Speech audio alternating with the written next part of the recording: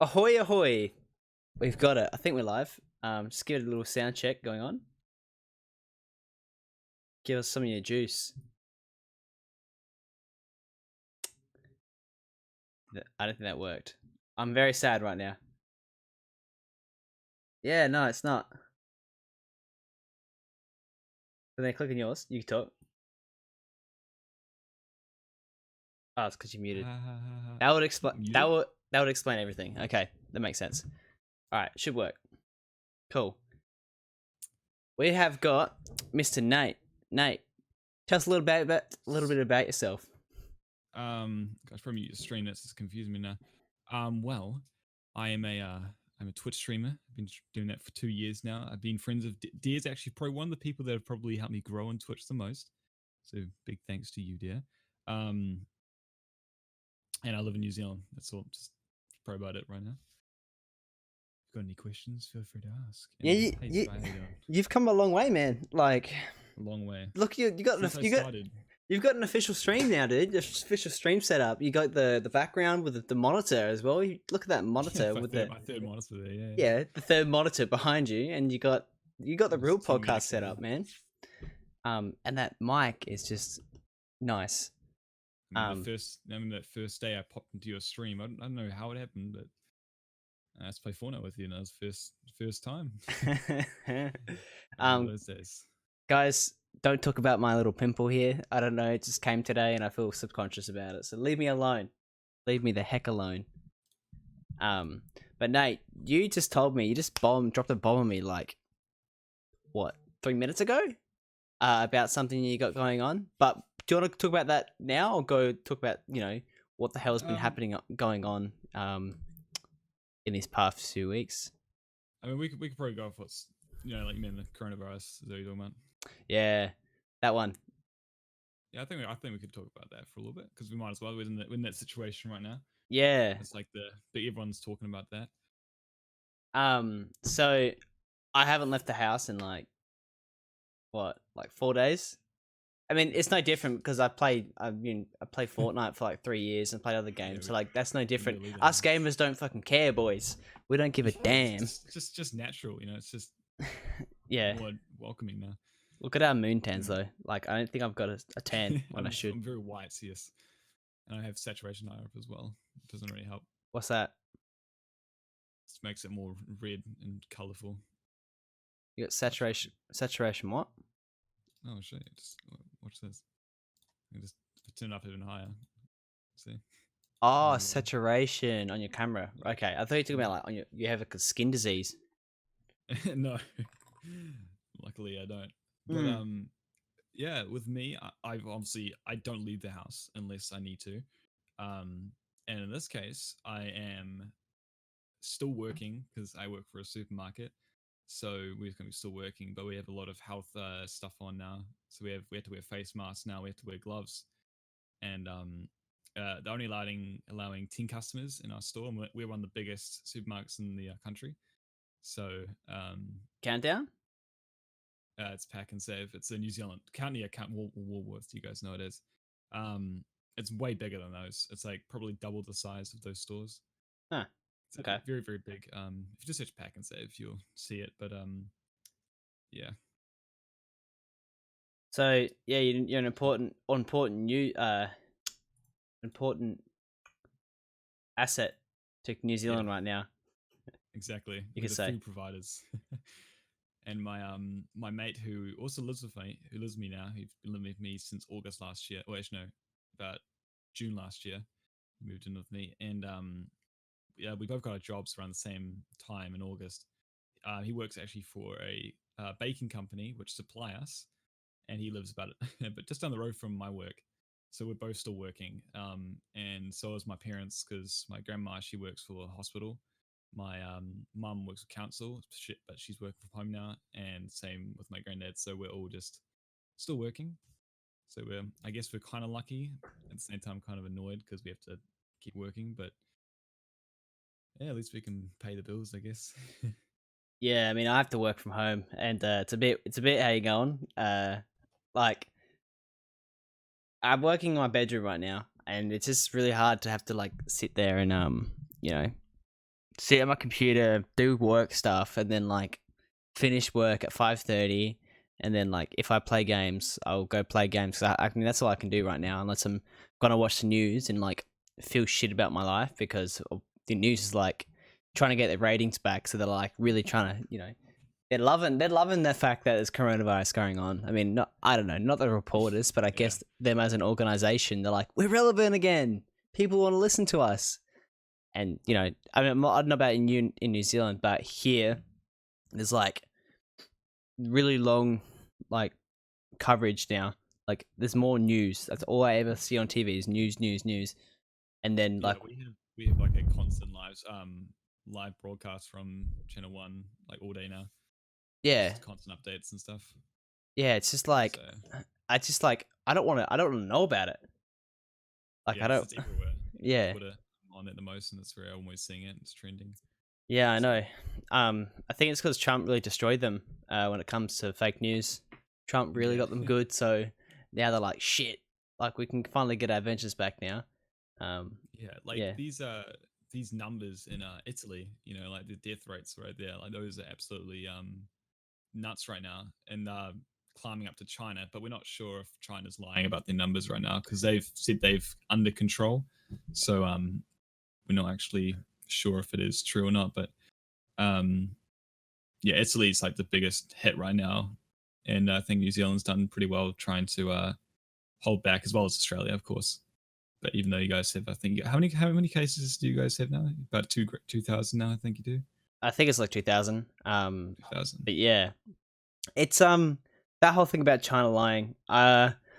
Look, I think our government officials, when they knew it, so I just heard just before that our government, so the United States, there was like a Congress, a Senate meeting in January, and they told the public not to worry about it, and like don't be too freaked out. And those same motherfuckers were selling their shares in the stock market, like selling them off for a profit because they know what's going to come. And would you consider that inside trading or what? Like that's inside trading to me. It definitely is. My granddad actually said he might even try and invest a little bit just to see if he can get a bit of an outcome with it. But yeah, it definitely is. But they sold it off though, dude. Like they were telling them like, don't be worried about this virus. Like it's fine. We got it under control. Whilst they sold millions of dollars of their assets off because they know that when this hits hard, those millions are going to be worth, thousands. Yeah, so exactly. they got all their money and ran away, but then didn't tell the truth to the public. So it's like, you scummy pieces of shit, Yeah. But I just think that, the thing with China is like telling the fake stats. And this is what annoys me is because our news didn't, I mean, it was they got their stats from China from like the official sources. But when people like are putting on Twitter, and Twitter's pretty good, I guess, people getting like hospitals are full, and then there's only 1,000 reported cases in the world, and hospitals are full in China. People are dying, and it's like, oh yeah, there's only 1,000, and then that's the news that's what they're running with. They started running with this whole thing when it was like 24 people have died, or 24 people have got the case of coronavirus. I think it was 20. I think it was death. Yeah. Yeah, 24 people have died from it, and it's like that's when I guess it started in the West.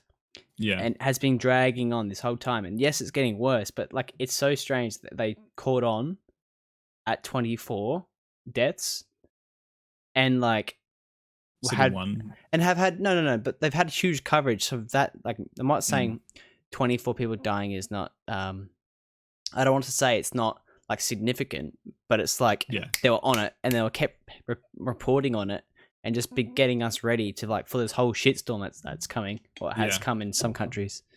So my mate who lives with me, he was talking about how Trump, there was a big thing going around Trump, how he puts a lot of money into the military especially, and that him and his workmates are talking about how they should have been concentrating on investing into the health society and trying to get like cures up and ways of preventing it or slowing it down, and instead of concentrating on other unnecessary payments like the military, which Yeah, but I don't know. I can't say for sure, but I don't know whether it's Trump or whether it's just the U.S. United States government. But they've always done that. They put like trillions of dollars a year into Yeah, the yeah, they do. military. Yeah, So this year they peaked their 2 trillion mark for US. for this year, Um, yeah, this year it was just last year, sorry, 2019. well, when when they get their money back, they're gonna be bankrolling, aren't they? Like After this whole thing rolls after over. after they like bring all their imported manufacturing goods back into America, America will become a huge market, primary producing market. But we'll just need to speculate. Just I don't know. Just invest in the USD when it comes. Yeah. No, don't, because I don't take my financial advice at all. I've taken a hit in my stock market and it hurts. Although I haven't sold them. I mean, this is the thing. I'm more worried for, I guess, retirees that are pulling money. So think about this. So say my nana, my grandmother, she had $100,000 in her superannuation in like a share portfolio, and then she draws from that funds $200 a week until she dies. If that number turns from 100,000 to 20,000, and you're pulling $200, and you still have to pull $200 a month or a week, that's like 5 times. You're basically pulling out $1,000, not 200, at that same like I guess Yeah. value of that portfolio, which is scary. And people go, "Oh yeah, don't sell your money out. Like don't like take your money out because it will go back up." But it's like people need that money, and they have to draw because from government things they have to draw that $200 a week in order to get other benefits or just to live, I guess. But they're theoretically throwing all that money in the toilet, and it's shit to see, I guess. Also the combined fact Yeah. that they're people at risk of getting coronavirus. So I don't know. Yeah. I think because I remember when China first announced it like officially, like it was actually when the World Health Department or whatever it's called announced there's a worldwide crisis or epidemic, I think it's called. Yeah. And I remember like I was like, oh, it's not that bad right now because it was only like a few hundred to 1,000 cases just in China. Mm. And a couple of deaths, and there's no other cases yet in different countries. And I was like, oh, that's all right. It's probably never going to get here, because I was thinking back to SARS back in 2003. That only reached a couple thousand people, wasn't even that big, but it spread quite far, but it's not massively. And I was thinking, oh, it's probably just going to be something like that again, or MERS, I think the other one was called, which is a little later. But no, the moment it started, hitting other places like Japan, Korea, and I think a couple places like Iran and Iraq, when they started going up in the hundreds, that's when it just started. Like, yeah, this is just going to be a lot different, and Yeah. we're probably not even prepared for it. Which we a lot of countries weren't, because they weren't preparing or It's expecting a culture thing as well. it to get there. Yeah, because places like Saudi Arabia, right? They have about a couple million plus, like a couple tens of million people there, and they were holding off really, really well with like only 40 cases for quite a while, 40 to 100 cases, when Italy was still getting 10,000 plus. So it's like it's like the virus just went straight over that country. Like, it just shows that some countries weren't prepared enough for it happening, or weren't expecting it to come to their country, so they weren't really preparing for the mass outbreak in their country. I mean, that's kind of my problem with it all, is that we got, for us, everyone's been told let's fucking don't leave your home, don't fucking leave your home, don't fucking Yeah. leave your home, but send your kids to school. It's like, what? Like, if I don't know. I mean, if no one at home had the virus, and that means no one at the schools had the virus, then that makes sense. It's all an enclosed system, and only the people that don't have kids or whatever have viruses. The people in hospitals have viruses, Yeah. whatever. But because that's not the case with how population control works, you're gonna have kids, or parents have kids, or parents are gonna have the coronavirus, give it to their kids. The kids are gonna go be with other kids for 6 hours a day, touch their Exactly. face, lick their fingers, Kids, they touch a lot of things. Yeah. and then come home, and do the same thing, and then those parents go see their brother and sister in law on the weekend, um, and Yeah, then exactly. it literally becomes I guess, or they might see their grandparents. It literally becomes like a slower burning uh disease. But the issue is you still have that like issue of that contact. Like you're supposed to drop that contact for like, it's supposed to be what are they saying, like 6 weeks now? Like a 6 weeks, like Yeah, for New Zealand, it's full. We're doing at least 4 weeks, full quarantine. What we are right now. yeah, full Yeah, we're doing quarantine 4 more. 4 weeks, but it's not. And then so people are still going to get fucking sick, and I don't know whether you still want people to get the disease, like that's the plan, or whether you want to slow it down and then so it's not as many people having the disease at the same time. But it's just Yeah, like, what? I want to know why that's the case. I want to know, like, I want to talk to someone and then can explain, explain to a large group of people why that decision's been made. yeah. Um, Like and to I review anything. yeah, I saw this thing on Twitter. It was posted by one of the this country health things. It was showing like the amount of cases. I think it was in Africa at the time. It was a couple hundred cases, and when you once got in Africa, that would just be absolutely horrific. Because like Africa's health is not that good. They hard most of the countries in northern Africa can't even get healthcare, and yet alone have bad healthcare in general. Is that including Egypt? Um, uh Egypt, I'm not sure. I think Egypt's still Middle East, but I think yeah, it's still Africa because it's on the border between Africa and Middle East, so I think so. It's the same thing with like Russia, how Russia's part of Europe and Asia at the same time.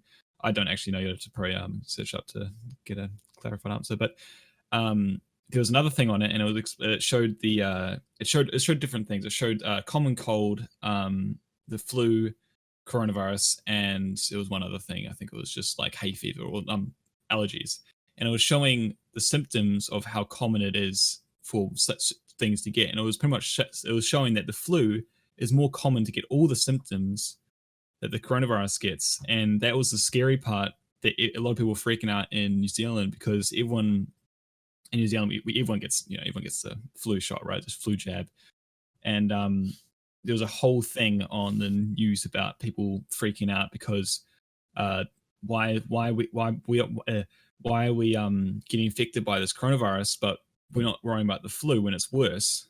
But like the people don't understand is that there's no cure for it yet, so why are they freaking out over this the flu? Because that's what happened in New Zealand. We actually started talking about the flu a little bit more at one point. It was about 3 weeks ago.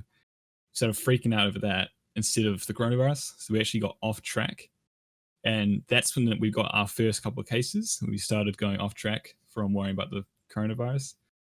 So yeah, it was a stupid thing we did, Yeah, and yeah, Jacinda Ardern saw it coming. She tried to actually stop it, but it just got out of hand for that week. yeah. And People are a bit silly. I mean, they need to listen to actually. If they're gonna listen to anything from, if you're gonna take away anything from this podcast, listen to this podcast will kill you, and then listen to shit about the flu. Listen to this because it talks about all the viruses and bacteria and diseases and stuff. And yeah, listen to about measles. Measles is a really good one. Too long didn't read. Measles makes your body forget that you makes your body forget how to fight diseases. So when you have a measles flare up, mm, your body wipes all its memory of disease fighting, and then you have to start again. Your immune system gets rebooted, basically. Um, yeah, Flu, you can't cure a flu because it's a mm, forever evolving like thing, yeah. There's more strands of it, which what they're calling and it keeps coronavirus or the evolving. COVID-19. So these flu shots are then predicting what the flu is this year based on like past historic data and like just attempts to control the flu. They don't actually know. And just to hold it off, you might say, till next year. Yeah, that's right. Just to postpone it, you might say. Yeah. Yeah, it's them predicting it because to make I've heard that to make a vaccine for shit takes like a year at least. How long's it been taken to get a HIV, like an AIDS Yeah. vaccine? Forever. What's the whole? The cold, like the common cold. There's no um anti-vaccine for that is it's incurable, the cold. Well, that's It's what. just that Yeah. you can recover really really easily from it. That's the only thing, but they can't cure it. You just have to keep rested. That's all. Well, that's what I thought. It No, just sorry. doesn't have. Yeah. What's the difference between the cold and the flu? Flu's influenza. What is a cold? Yeah. Bacteria? Well, I think colds are similar. I know. No, no. Cold doesn't affect your bloodstream though. It's just it's more allergies. You might say. You could say it's more of an allergy related thing because it affects the nose, the sinuses, and a bit of the lungs. And that's what influenza does. But when it's bacteria, it actually affects like your skin, your bloodstream, all that stuff, your heart especially. It's like what is it, Ebola that happened? Was it 5 years, 10 years ago now? Yeah, that was like a lot different because that was actually more of bacteria. Viruses are worse because they are they kill way more easily. But things like influenza are easy to recover from. That's why it's things like bacteria are way worse because it's completely new and they're always different. Unlike the COVID-19 where it's a little bit it's just another strand of influenza is what people say. Just it's another strand we don't know the vaccine for yet because it's new and came from animals. So Right. yeah, Yeah. It's definitely a lot to take in, and it's funny it is. because Yeah,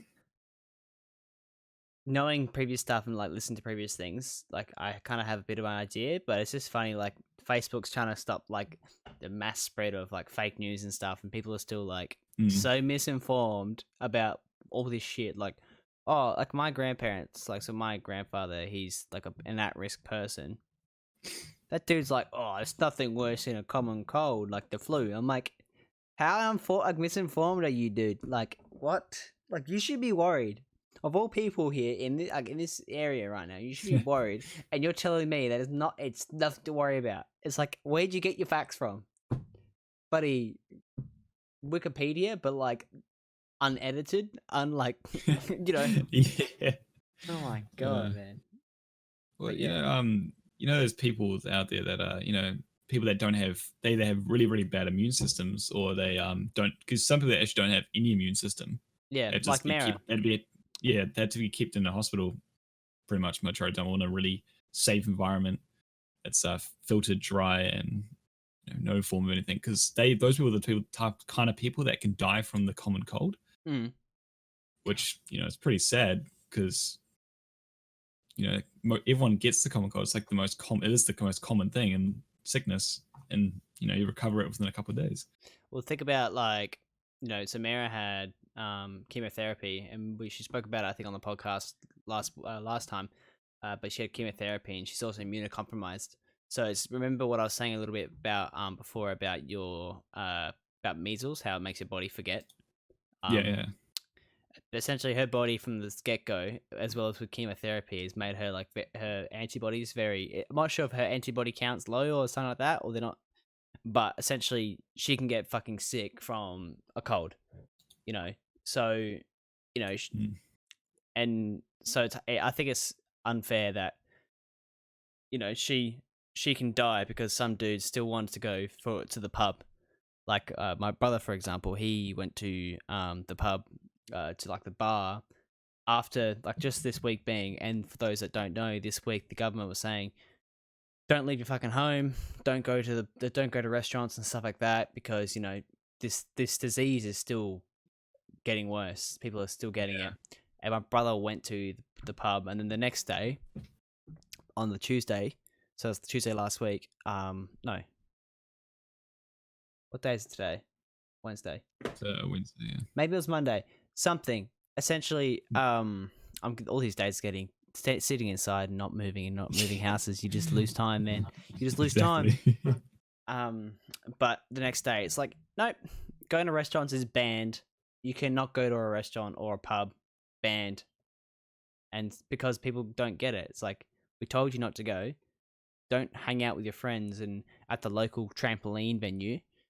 Just fucking don't move. Just stay there. Don't go anywhere. And people didn't, like my brother. And if he's gone and gotten sick, I could be sick right now, not know. And I could die next week. And it's like, cheers. Thanks for that. Was that worth a palmy and beer, you asshole. Yeah, I guess the thing that makes people a little that are young, like you can be a little more relieved because I think the youngest someone's died is no more than 30. I think the youngest person to die is Nah, 30 years old. I 23. think At I was least. 23 now. Cham Chong, his I friend was- died. He said he got sick and much. I think it was from coronavirus, and it could have given more like could have given him pneumonia or something. yeah, But his friend passed away this week, which is very sad, and he was 23, I that's very think. sad, yeah. So So yeah, it's like it's changing a lot because that's the hearing the youngest was 30. That was a couple of weeks ago. I didn't know even that, like about a week ago, and it shows how fast it's changing. Because I think it was early last week. We got no, so about two and a half weeks ago we had our first couple cases, and then it jumped to it. We had about a couple of days without no one. Then it jumped about 10, and then 20, and then it reached 50 on Friday. On Friday was the day it reached 50, or Saturday, and then it suddenly reached about 80 on Sunday, and then jumped up to 100 on Monday, and then 142 yesterday, and now we're at 202 people in New Zealand. So it's actually it's just slowly graduating on our own cases right here. And the thing that what I actually going to say, it's not exactly related to that what I just said, but that was what you were saying before about measles, is that measles is actually easier to get than the coronavirus. It's more contagious, and Oh fuck yeah, it it's is. more common. So Oh people were actually dude, getting scared of something like this. We're actually the more worse ones. I also need to also worry about those.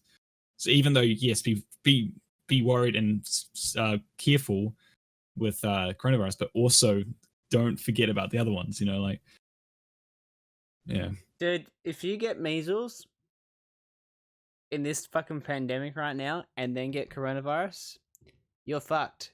Like game's over, man. yeah, It's done. Like exactly. you do not pass go, you're going to jail, and that jail is the ground.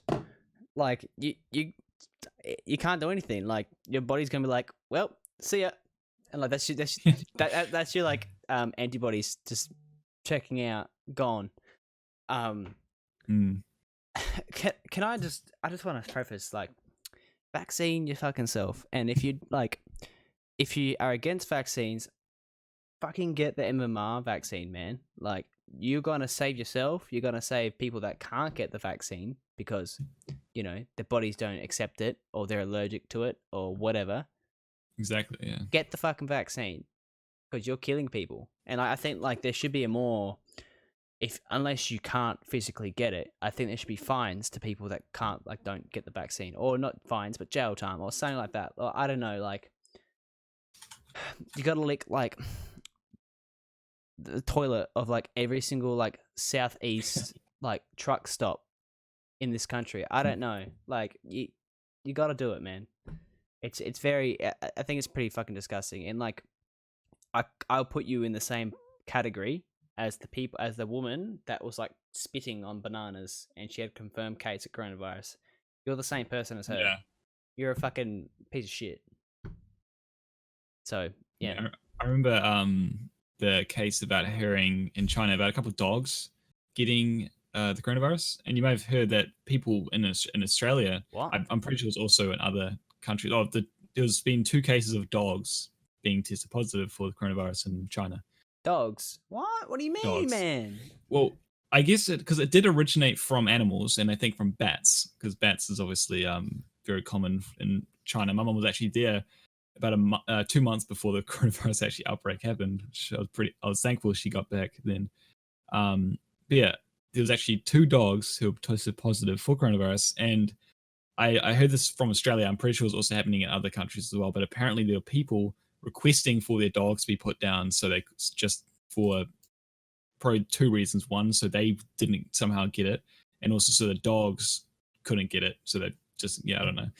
But that's actually what was happening. That was on the news. I remember. When was that? Because they I think they disproved it. I think like on the I listened to the Joe Rogan podcast of them like just saying, nope, your dogs can't get coronavirus, and what's his name? It was like it's one of Joe Rogan's like biggest podcasts, like ever.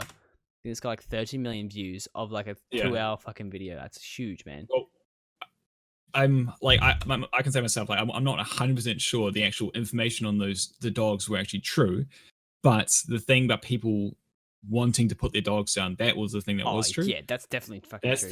that's the thing that I was making the point about, is that like people like are kind of dumb just thinking that like how hard will it be like to for your dog to get coronavirus, another dog owner will have to have coronavirus, give it to their dog, and that dog will have to play with your dog, and then that dog will have to be with you. Like, it's quite a long process for that to happen. And the Yeah. rarity of that happening is, really rare, probably 1 out of 1,000 at least. Well, Especially if there's only two. there's Apparently. like millions of people in like Wuhan. I think there's the same population in Wuhan there as there is in all of Australia. So there's a lot of people in a small space, right? So Yeah. possibly maybe it mutated and passed to their dog, but I feel like it'd be there'd be a very small chance that your dog could catch fucking the same but this virus from you, Yeah. or And you get it from your even dog. even if it did and somehow did, I think the rarity of it going from the dog back to another person is even more rare. Yeah, like you'd get it more So likely than you get it from the person than you would from your own dog. I think yeah, exactly. at the park. Like yeah, 100%. It's that's weird, man. This time like these times are really weird. And I guess like I never experienced the golden days of like as an adult. I haven't really experienced the golden days of like life. People in their 40s talk about how the 90s used to be awesome and all that stuff. But it's like I swear, for as long as I remember, since 2012, it's like this sucks. World sucks. Even though I got nothing to complain about, this world sucks. Yeah. So maybe it's I because feel we like were bored. the cult. Oh, maybe yeah. I think that's what we have. We just kind of get bored now, Yeah. like you were saying. And back in the 90s, like a lot of things were changing at that time. A lot of new things were coming up, and considering all the technology we have now, we can kind of predict what we're gonna have. Like we can predict that we're gonna have a new, say, console in the next couple of years. But back then, they could never predicted that. And then suddenly it's, whoa, new technology. That's just one thing out of a lot of things that happened in the 90s. A lot of culture changes, music especially, just changes a lot of things all suddenly. That's what the new things excite people if it's in a good way. Not like a new virus is obviously not in a good way. But I feel like that's what the 90s, why people say 90s was so good, because it was such a change. I don't know how to say. Would you say change of culture? I think compared? the attribution would be from the internet. Would you say Yeah, the speed of the internet was changing, right? yeah, Like not the definitely. internet, the speed of culture. Like there's been so many culture changes in the past 50, 20 years. Yeah, you see what people are wearing. Like Mm. what you see guys wearing now, what you see girls wearing now. Back early 1900s, women would be wearing full covered stuff, and now pretty much females are wearing less than 50% clothes. Like I mean, I feel like yeah, I mean that is a change. Um, but I don't know. I guess I just say that in the past 20 years, there's been more fashion changes in these 20 years than there has been in the past 4 decades. It's like in yeah, these past 20 yeah, by years, far, yeah. there's been more culture, like more changes in fashion than there has been in like between the 90s and the 2000s, and then the Mm. 80s and the 90s. I wonder if it's because like fashion became more of a like thing to watch, a thing to invest in, a thing to get money out of. You know what I mean? Like Victoria's Secret, for example. They've been getting bigger and bigger from when they started. It just grew, and people go watch these ladies walk out on the stage wearing these lingerie. And, that's just a thing now. So Didn't I feel like it's just the Was it Victoria's Secret that said the fucking Victoria? I think it was Victoria's Secret. They like said said something really bad, like homophobic something. really. Well, I Yeah. mean, they have technically they haven't really actual. When they first started, they weren't allowing like African Americans onto it for a while. But then eventually they did, because people complaining about it. Um, and a lot of people complain about people not allowing obese people on, or uh, like homosexual people on, like. And I understand why people say that, but I don't know.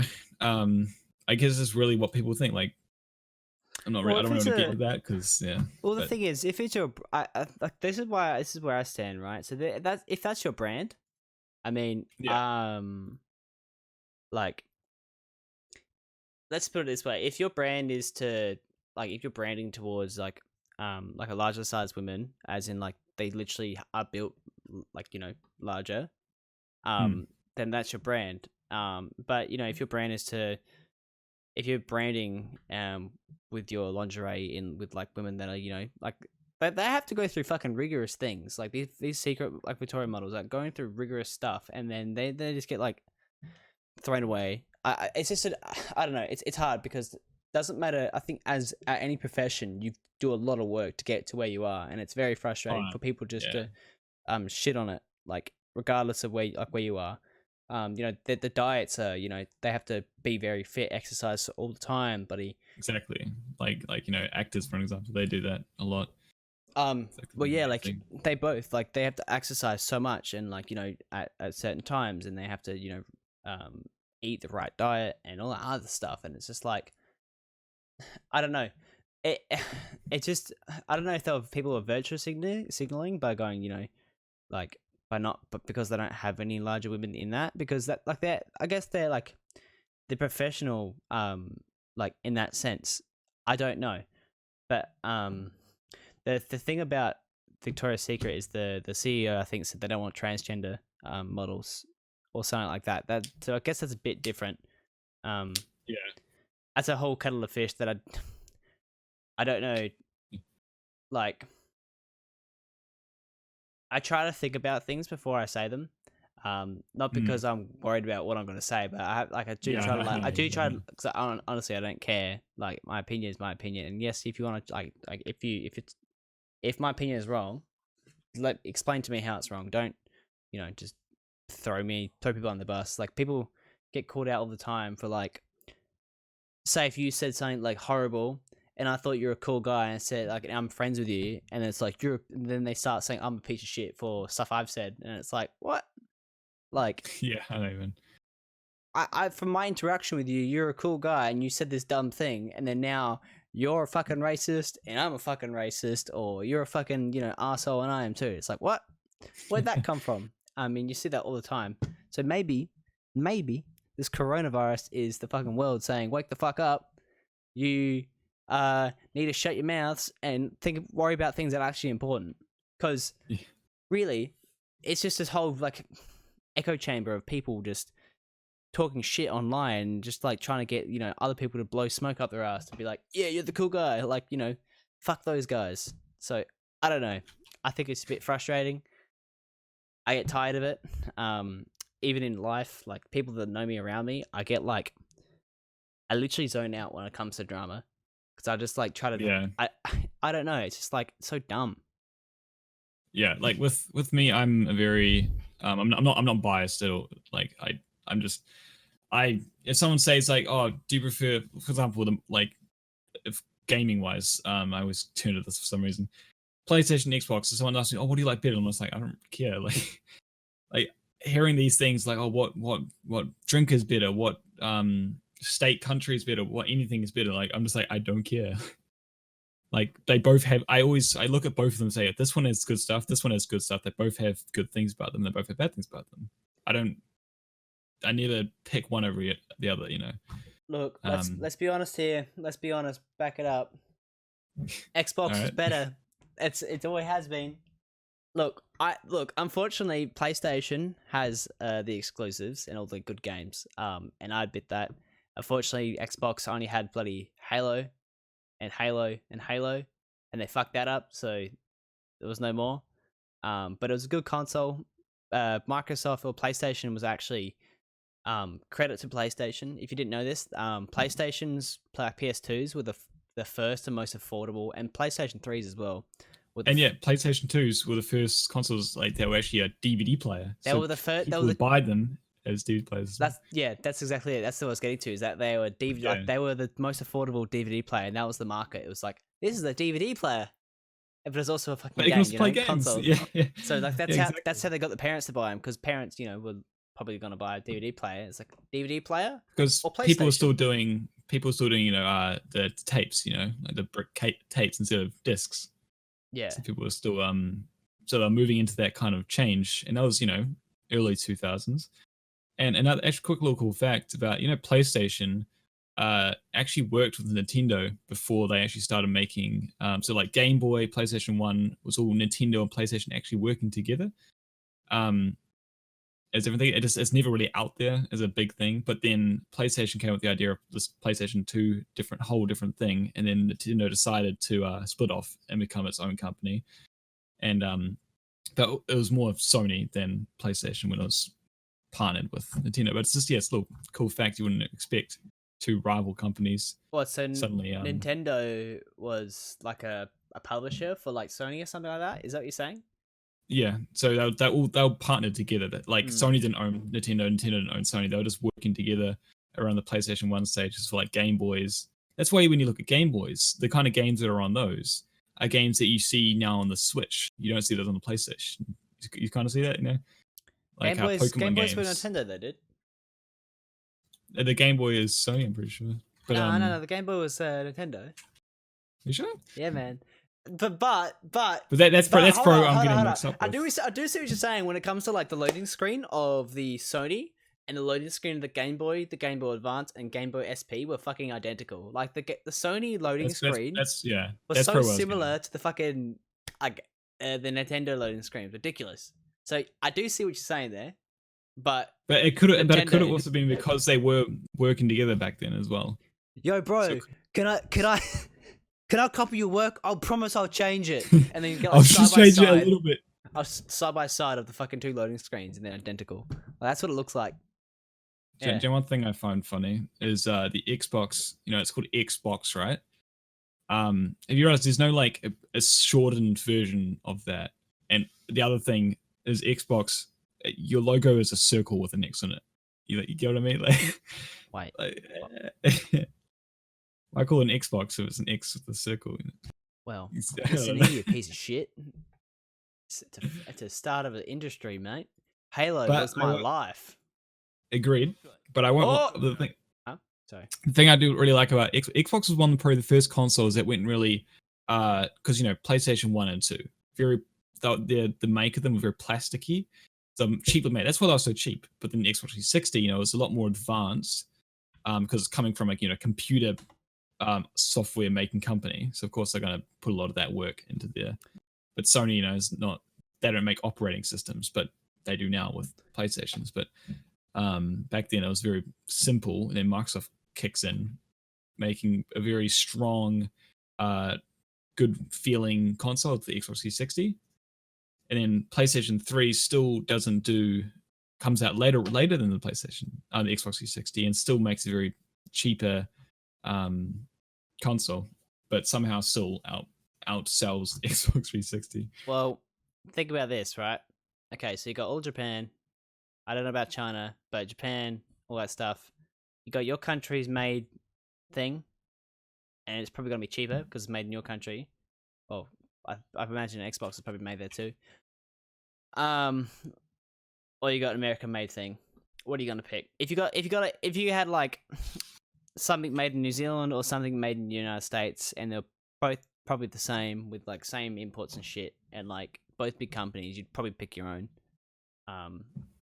I don't know, maybe they had better, like, it's weird because all you PlayStation people were like, PlayStation's the best, Xbox, and it's like, what do you mean? Like, what the hell is that attitude about? Like, PlayStation remotes are gross. PlayStation 3 remotes are gross, and any person that had PlayStation in school years and like not knows me, but anyone that had a PlayStation 3, and you think that controller is better than an Xbox, you need to get your brain checked. I don't give a fuck what you say. You need your brain checked.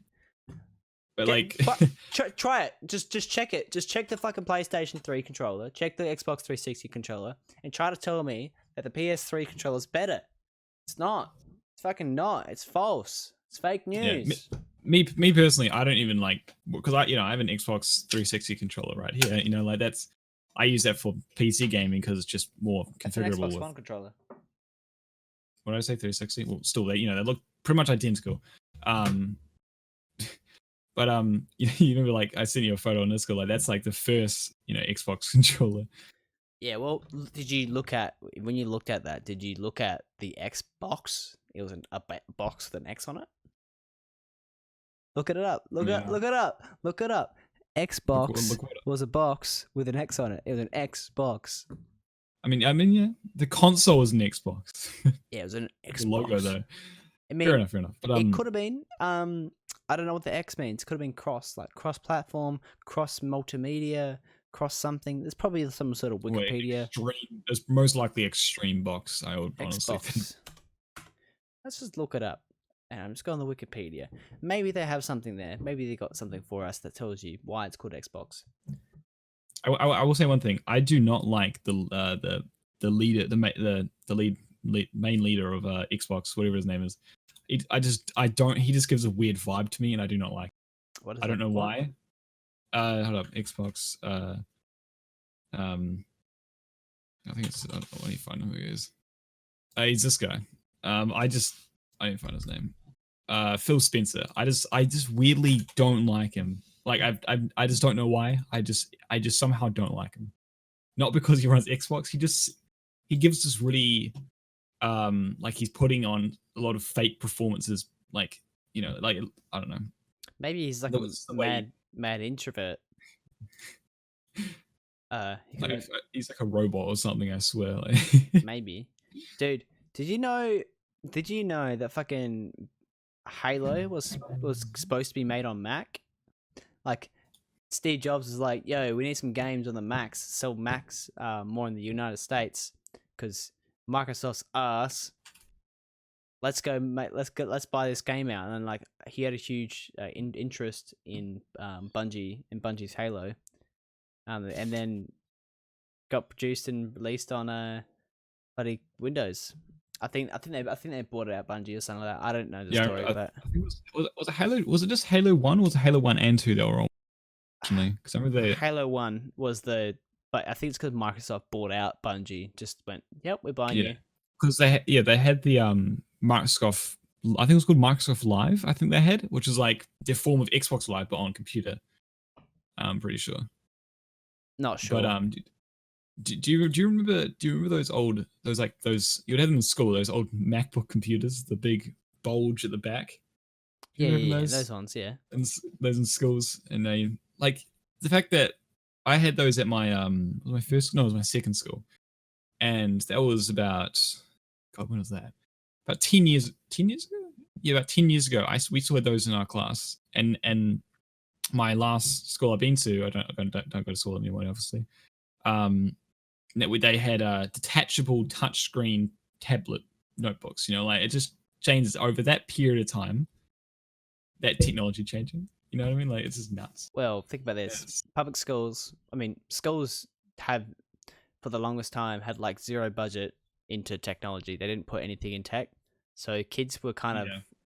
It kind of sucks, but it's like kids were not kids for the longest time. The first 9 years of my schooling, I hardly touched a computer.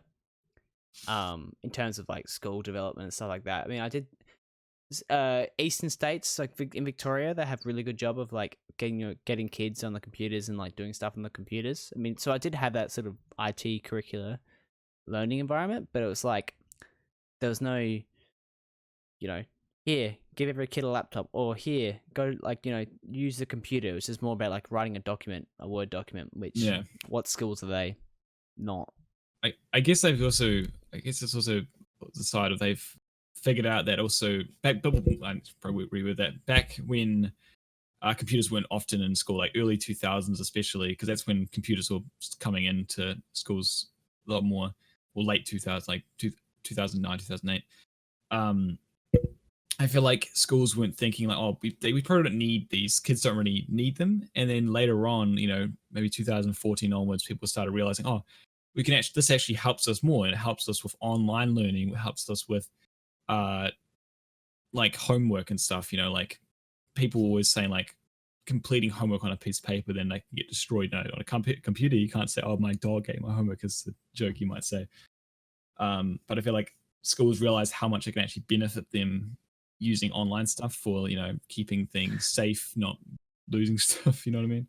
Dude, they dead us just realize, fuck, we don't know how to computers. We need a whole generation. So when we don't need to use computers, we'll have them all tell us how to do it. And Yeah, I swear I've that's it. spent equal amount of time, my new job. So I'm like a business analyst consultant. So I'm analyzing businesses data processes. And I swear I've spent half my time helping troubleshooting people with their fucking computers more than I have with like actually doing like my job. Um, I don't know. I mean, like this whole rollout of work from home things is huge. Like my stepmom is working from home right now, and I had to like set up her stuff, and I had to made suggestions to her company. It's a small company, but you know, I was like, you guys are doing this dead ass wrong. Like, just fucking fix it. You're not doing it correctly. You need to do it this way. And it's like I thought it would come naturally, and it's not like I'm a serious coder and I code, you know, my own software to, you know, Yeah. put the turn the kettle on in the morning or something like that. Like I just thought it was normal troubleshooting skills, but apparently it's not. It's not troubleshooting skills at all. Like people just don't have troubleshooting skills, and I guess like I always had that mentality. So maybe it's part of my mentality. Maybe I got ADHD, and like I have certain like drive to like smack my head against the wall until like the wall turns a different color. Maybe there's that, but it's just people don't have that mentality, and it's just like, what? How do you function on a day-to-day basis? Where's your problem solving skills? This doesn't exist. Yeah. I think because the good thing about this conversation we've been having now is that, you know, we've moved away from the coronavirus thing now, which is just kind of good because we were meaning to do that originally. You've 'Cause gone I back think to now, it, you bastard. no, let me finish. But now will probably a good time to start talking about Southern Oath, which is the creator team Jesse and I have been working on for the past week and two. Have you made an announcement on your Twitter, mister? Yes. You have? Because I did not see it. Yeah. I mean, I've been offline. I've been Literally, it's pretty busy. click on my profile. It's pinned to my profile. Oh, sorry about that. Watch it. It's pretty funny. Go explain about it. You don't just talk shit. Well, obviously, Jesse is the one that came up with everything. I'm just kind of like, I was just there when he was making it, and I was kind of just giving me a hand. But he's the one that came up with the name. He's the one that came up with the logo and all of that. I'll even link the website to you right now as well. And I think Jesse, because I'm pretty sure he's on stream right now. I think we started working on it a lot more 2 weeks ago. Was it? I think was it 2 weeks ago. I need to probably clarify when it actually started, but we Jesse started working, setting up a lot of social media accounts at the start, and he was trying to decide what it was going to be. You know, what's the yeah, he did it all pretty much. I just maybe made some things, wrote some things down. But yeah, he was trying to figure out what the team was going to be for, like trying to really decide, because obviously Hyper Esports, you know, was kind of a esports driven team, and it was around the world as well. But he decided that it would kind of be a creator team where, you know, people would work together and help each other grow, as you might say, and would start with in Oceanic region, so Australia, New Zealand, a couple maybe Pacific countries and stuff like that. And he came up with the name Southern Oath, which I thought was really cool, and then with the new logo as well. And then we started working on where he did all the social media, started Twitter, Facebook, YouTube, and all that. And then we started. I tried to figure out how we can make a website for free, and we found a really good website to do it for us, which was really handy. So we got working on that. It's been a couple of days thoroughly doing that, and then eventually we decided to actually do a monthly small payment so we get our own domain name, So it's literally just southernoath.com. Yeah. Which was really, really nice. And then we officially announced it on the 19th of March, which is almost 2 weeks away, 2 weeks ago now. And we're looking for a couple new people. We've got some new people on the way. I'm not going to mention who those are now because obviously that's still. You got Ninja, dude! I can't believe you got Ninja, man. That's exciting. We've got Tifu. Yeah, I mean, I said new people, but yeah. Yeah, yoicks. Yoicks. I mean, I think it's. I just kind of say this out of like happiness for you, but then also like envy because just say it. No, it's good. It's good to have someone else like be passionate about an idea and that you can work together. Because I don't think I've ever had. I mean, apart from Meg and my YouTube, and we checked out and checked out different times, which is hard because Meg's is doing a great job on our YouTube channel, and for the benefit of our YouTube channel, it's probably better that I'm more hands off. I would like to add more, do more to it than I do, which is 0. But it is really good to like start something with someone and like build it together. Because I've tried, even doing this podcast, it feels like you're bootstrap, like you're trying to like get people on board to help out. Because maybe they're a domain expert in that thing. Maybe they might be just good to have a bit of extra hands, and everyone's like, no. I'm not interested to do that with you. So it's really cool that you two have, do it together and you can have someone else. This is kind of the point I'm getting at. Like, I've got my credit card here. Yeah. But like, flexing when I say you're a card, like there's a card here and there's another card here. Like if you're like a flat card standing like this, like you don't have anything to stand you up. Whereas like if you got someone else to lean on, you can start building a house, and then you can start working from there. So starting as a single person on something like this where, you need a team is very hard. And although starting it with 2 people and try to build a house of cards with 2 people is fucking hard, at least it's possible. So I'm trying to do it right now and it's not working. All right. Yeah, because in the past I've myself tried to create teams and stuff, but like I've never just gone the right way with it. I've never did things, and we've contacted a lot of other people about it.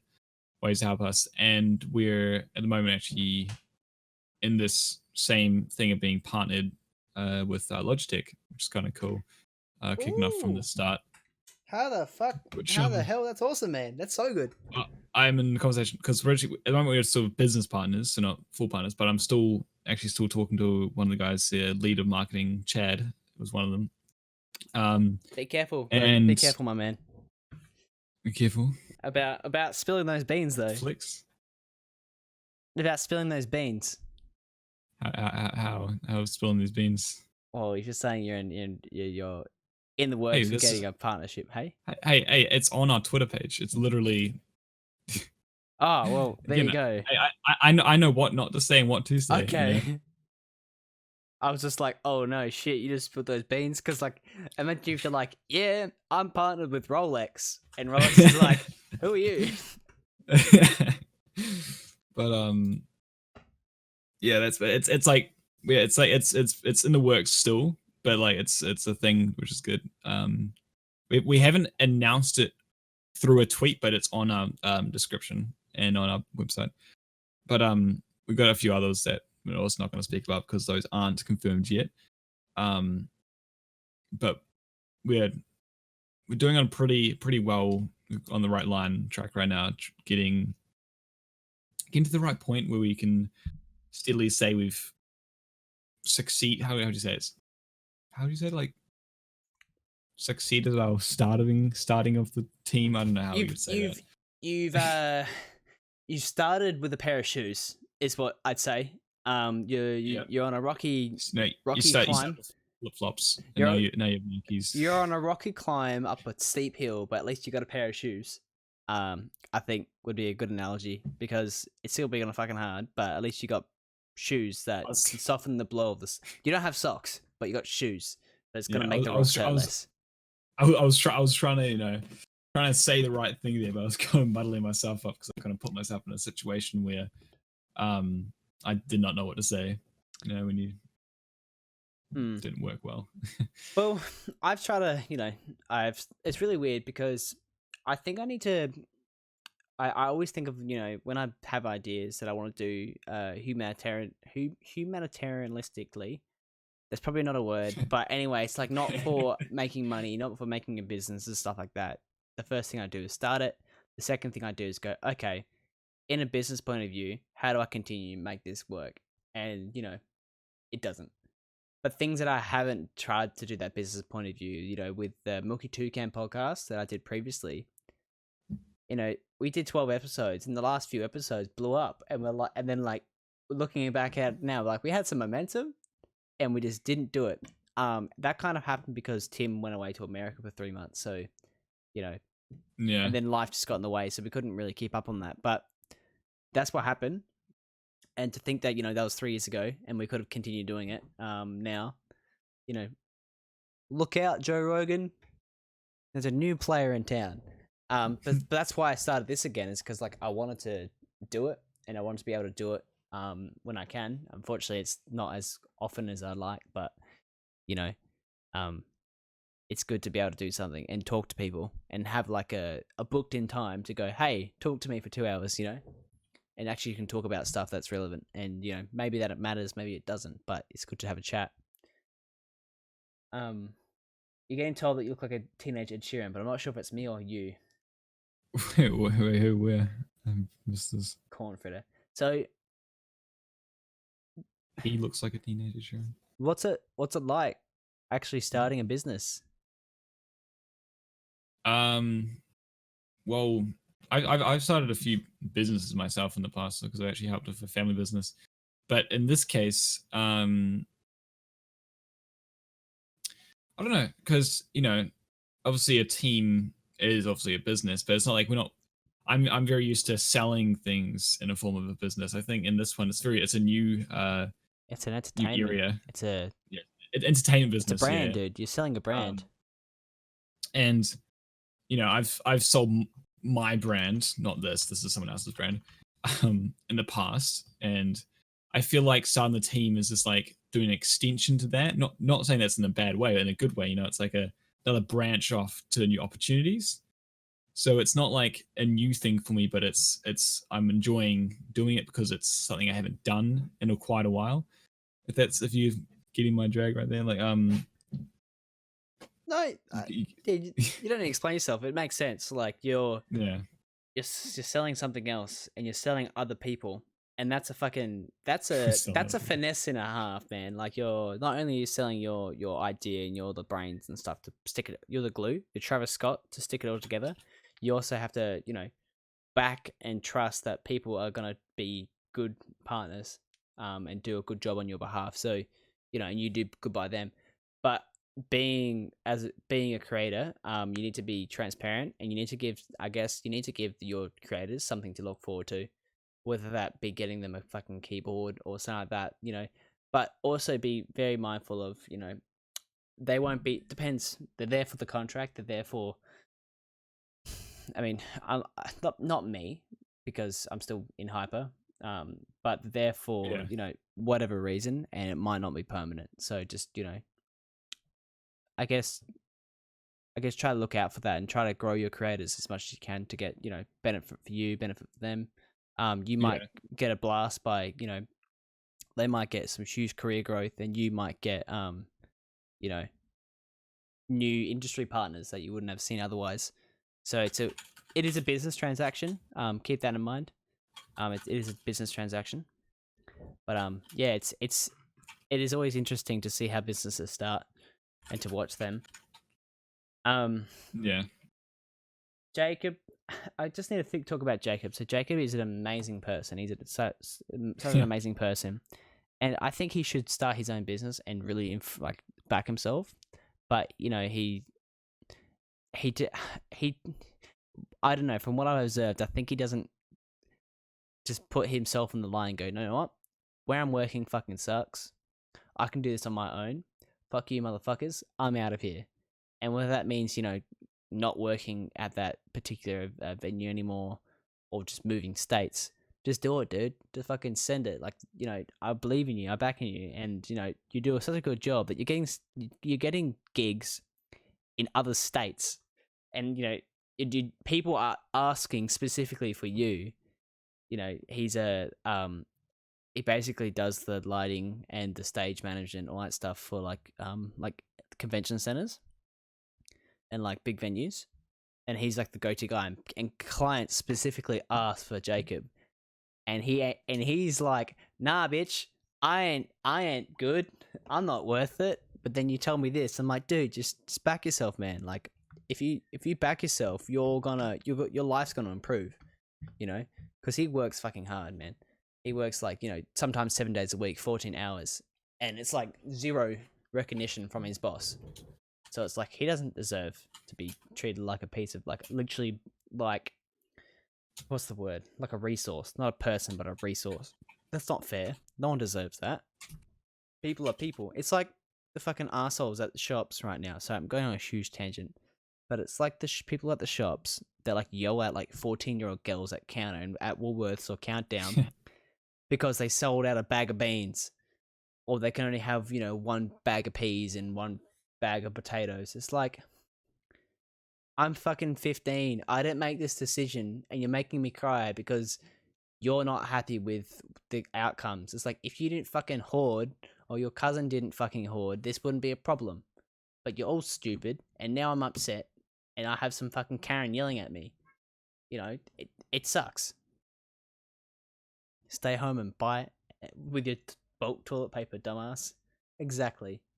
I had a friend who made a joke because we to use face cloths as toilet paper and just reuse them each time. Just make sure to wash them. I feel like the bidet industry would blow up right now. Do you know what bidet is? No, I don't Water know. that squirts your bum. Oh, so like the Japanese toilets, is it? Most Asian, Eastern cultures do it. Look, I used it in Bali because in Bali they got bad pipes, right? You had to use it because and you had to put toilet paper in the bin. So I was like, bin full of toilet paper or me spray my bum with water. I'll go with the water hose. So it's not that bad, honestly. It's a bit confronting at the start. At the start, it's a bit confronting, and it gets a bit wet, but it does a good job. Honestly, it does a good job. So, try it before you bash it. I was going to say try it before you buy it, but that'd be a bit weird as well. I just imagine someone going to a store and trying it out, like, "Hey, come, Yeah, that's come what I in and meant. try That'd out be a a bit squirty gross. toilet."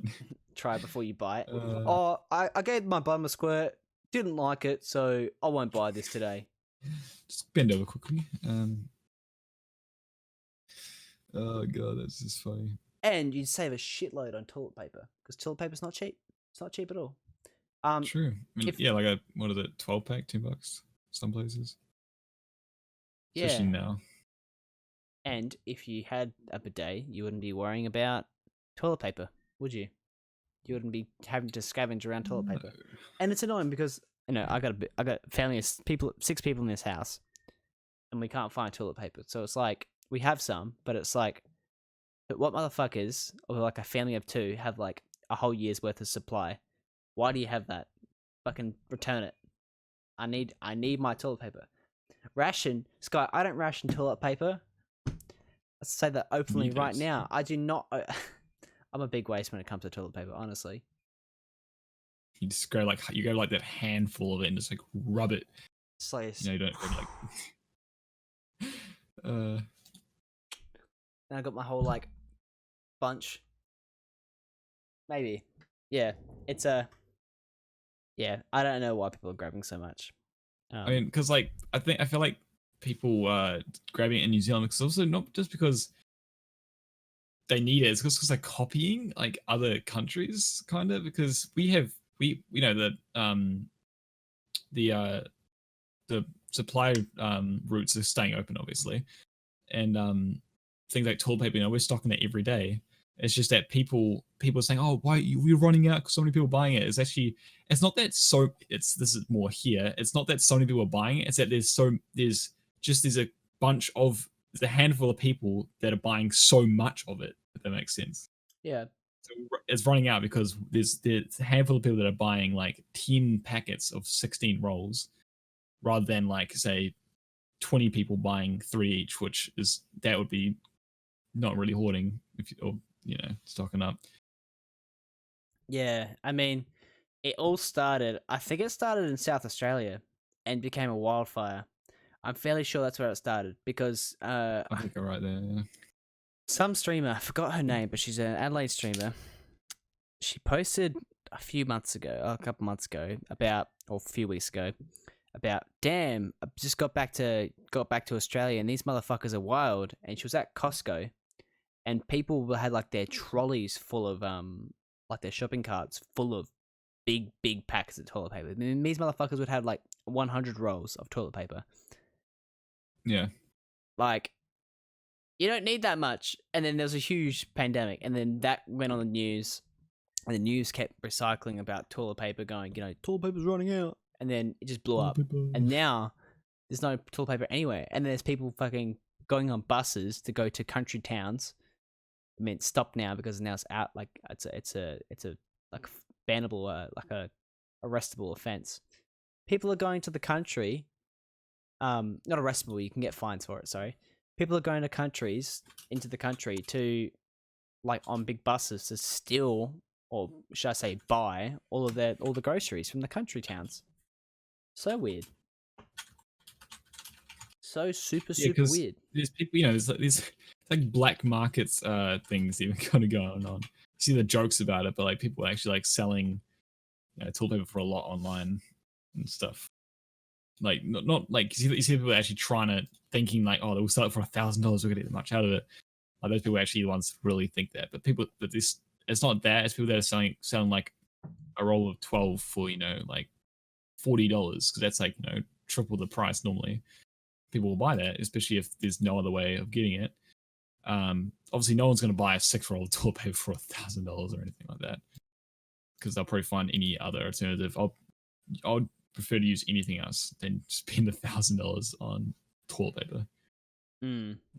I wouldn't even spend $100 on a 12 pack of toilet paper. That's a stupid amount. I mean, the funniest thing though about this whole thing is that, like, they're like, all right, we're going to be stuck in quarantine for 2 weeks. We need supplies. The first thing people are grabbing is toilet paper. It's like, what? What? You're not going to get like tin tuna, beans, like bread to freeze or something like that? Toilet paper. Is that what you're getting? Like, are you using this toilet paper to burn a fire, like to light a fire or something? Like, why the heck? Like, if everything shut down and it became like a apocalypse, your toilet is not going to be able to flush. So what makes you think you're going to make use of that toilet paper? You're not. Unless, of course, you wipe your bum and squat in and, like, dig a hole, wipe your bum, and put that back and, like, cover the hole back up. I don't know. But it just doesn't make sense, man. I guess that's the one thing about, just crap, just decomposes very quickly. I guess that's one good thing about it. Does it? Yeah, it's because it's pretty much food and stuff, so. Yeah. But then look at dog turds in the lawn, though. They go white. True. I guess it's a bit like, if you just do it straight on the, like, if you did it in the ground, it probably might go one way, like above the ground, maybe not. But there's probably that many, like, preservatives in our, like, feces that, like, it'll just stay, like, the same for like 6 years. Yeah, because like the stuff like fruit and stuff, decomposes over a couple of weeks, really.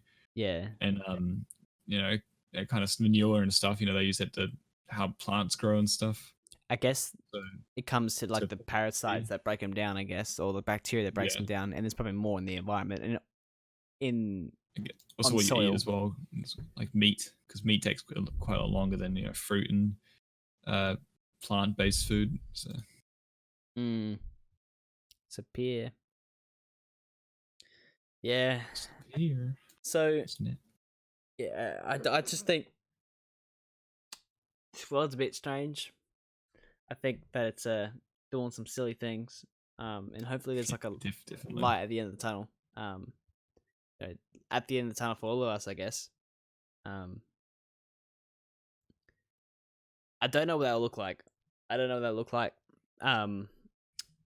But I guess it's was, you know, a good test for us, a good test on humanity, and a good test on services. Yeah, by Um, far. Yeah. I mean, especially, I think it's unfortunate that a lot of people have lost their jobs, but the way I see it is that now companies, or at least people, will realize whose jobs were actually, you know, people who was actually providing the company, like, company's value, and who were just, you know, coasting and playing solitaire on the computer all day. Because you do know those people, and there are people everywhere that do that. And that sounds really horrible, but, you know, I'm not consider talking about, you know, services, you know, where people, you know, on checkout, or, you know, waiters, or, you know, people stocking shelves or anything like that. Like, that's always, you know, that's you know, you're doing 8 hours of that work, you're doing 8 hours of stocking shelves.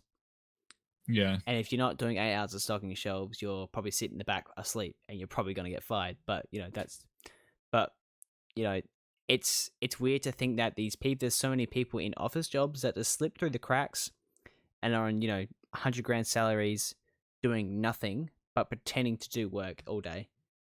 And it's just like weird, really weird.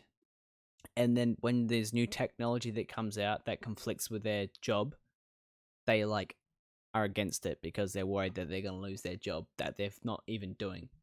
Like, I guess if you don't do anything and get paid good money for it, I guess you wouldn't want to lose your job either, you know, Yeah. because you're getting paid well to do nothing. So I don't know. Maybe that's why it's worth defending. It's pretty much my job. I just get paid to stand around in front of people and just move things into a trolley. That's still more than these people. Yeah, that's very true. You know, I'm seeing that a lot with my work. We have a lot of clients, and not really at my work, but, you know, I've spoken to other people, and, you know, it's just really threatening to see that, you know, people are, you know, having fights, you know, with their bosses about any new Yeah. technology that, you know, we bring in, or other clients, people bring in, because they're worried that they might lose their job, even though they won't, because, you know, that's not how people roll. Because sacking people, like firing people, costs a lot of fucking money, because you have to pay out a severance package. I don't know Yeah. how much it is, but, like, if you work there for 10 years, and the company you work for 10 years fires you, it costs a lot of money to do that. Because you have to pay out all their, like, pay, and you have to pay out other things to, like, give them I think another year's worth of stuff, another year's worth of I think whatever amount salary until they find a new job. It's huge, man. But Yeah, yeah, because people like, because obviously there are other places, like if you're a government run like place, yeah, that's very very common. But obviously you see places like, privately owned things. If you get fired, you're most likely just going to get fired. No extra benefits, nothing really. Um, just unlike government ones, which normally were funded by the government just because they have to. So what do you mean? Say I know again? that because that's what. Oh, like what you're saying is that normally private owned places don't do that. Pretty much, is what I'm saying. Well, think about all, like, the government jobs where people will get let go. Or, like, local councils or something like that. Um, Mm. maybe they will, because I don't know. I feel really weird, because a lot of businesses can do work from home, and most businesses in offices, like, most people that go to work every day in the city, don't need to be at the office.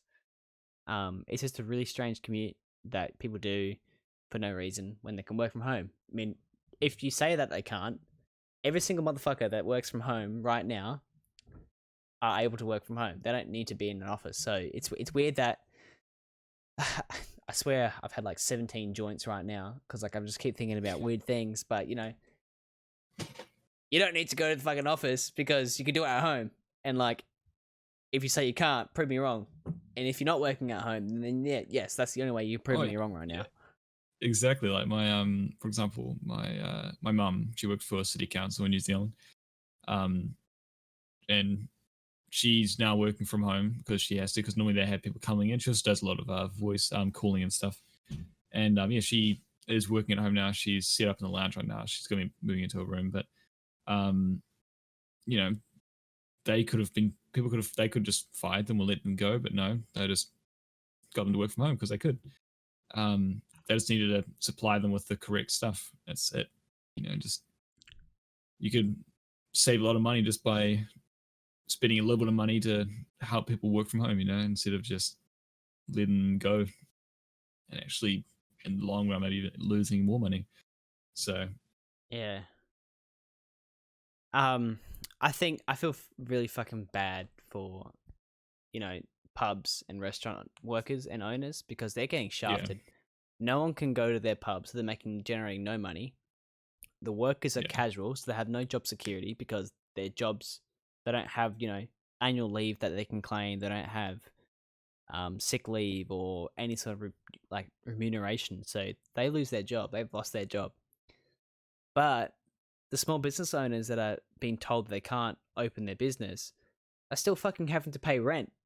Like, the people that own those buildings still getting money from motherfuckers that aren't earning money. Like, that's fucking criminal, man. Like, it's insane. They're like, there's rich millionaires that are still getting a constant flow of income from small business owners because they can still pay rent. And they're trying to do something to say, renters stop charging rent to your businesses for reduce it by 80% or something like that. Because they said to me, oh, but then they lose money. But it's like, too fucking bad. Like, everyone's losing money. No one's getting income. So try to tell me that the guy that owns a $15 million house is having it tough by not getting as much or no income for 2 weeks. Because everyone else has to deal with that too. Everyone. Yeah, because there's people that they might have to spend they had to spend, say people that are living in a poor area. This happens. This is very common in my area I'm in. We're very lucky because we have a decent we're just not trying to say that we're not we have easy to sustain ourselves.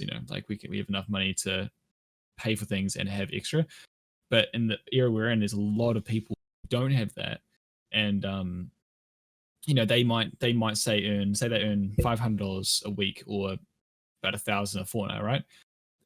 They might have a big family of, say, the husband and wife and a bunch of kids. Maybe their mum might be living with them. A lot of that money might have to go for food for them, and then it has to also go to the house, the payment, all that stuff, mortgage, whatever. What's exactly?